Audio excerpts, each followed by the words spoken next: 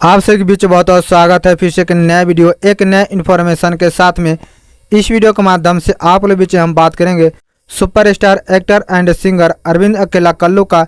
इनका एक new movie का सॉन्ग रिलीज किया गया है। तो कौन सा सॉन्ग है, किस मूवी का सॉन्ग रिलीज किया गया है, सारी इन्फॉर्मेशन हम बात करेंगे। कैसे कहाँ पे आप लोग सुन सकते हैं। उससे पहले आप लोग इस चैनल पर नए हैं तो चैनल को सब्सक्राइब कर ले ताकि ऐसे न्यू इन्फॉर्मेशन का वीडियो न्यू भोजपुरी का अपडेट आप लोग बीच में रोजाना हमेशा हम लाते रहते हैं।